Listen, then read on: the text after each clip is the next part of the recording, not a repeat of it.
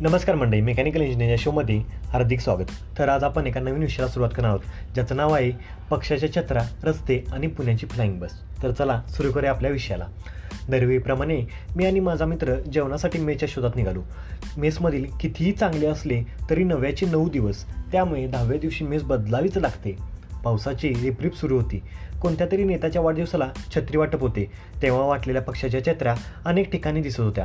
खरंच भले मोठे पोस्टर लावून छत्री वाटप करतोय असं दाखवून पक्षाची छत्री देऊन जाहिरात कमी पण पुण्यच करतात की काय असे मनाला वावगं ठरणार नाही बहुतेक.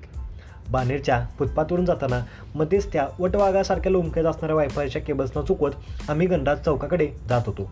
अनेक हॉटेल्सनी तर अगदी फुटपाथवरच टेबल खुर्च्या मांडल्या होत्या. हॉटेलमध्ये रूफटॉप असतं असं ऐकलं होतं, पण इथे फुटपाथही पर्याय होता. अनेक महाशयांनी तर त्यांच्या मोठ्या आलिशान गाड्याही फुटपाथवर लावल्या होत्या. नेमका फुटपाथ चालायला असतो की इतर उद्योगधंदे करायला, हा प्रश्न प्रत्येक व्यक्तीला पडत असावा. बाकी सिगारेट फुकणारे धुरांडे आपला धूर सोडत होते, त्यामुळे ऑक्सिजन घेण्यासाठी कधी कधी कष्ट करावे लागत होते. फुटपाथवरून चालताना अचानक गाडीचा हॉर्न ऐकू आला. काही मंडळी चक्क तर फुटपाथवरूनच गाडी चालवत होते. पुण्यात फ्लाइंग बसची नाही तर फ्लाइंग माणसांची गरज आहे की काय, हा प्रश्न पडला. फ्लाइंग बसमुळे आठवले, पुण्यातील खराब झालेले रस्ते व्यवस्थित करण्याकडे पूर्णपणे कानाडोळाच केला जात आहे. बहुतेक फ्लाइंग बस आल्यावर कोण रस्त्यावरून चालणार, त्यामुळे राहिला असेल. असो, फ्लाइंग बस लवकर येऊ हीच अपेक्षा.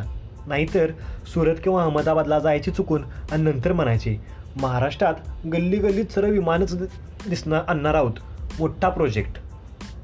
तर मंडळी, कसा वाटला शो? आवडल्यास नक्की लाईक करा, शेअर करा आणि तुमच्या मित्रांनाही सांगा सबस्क्राईब करायला. धन्यवाद.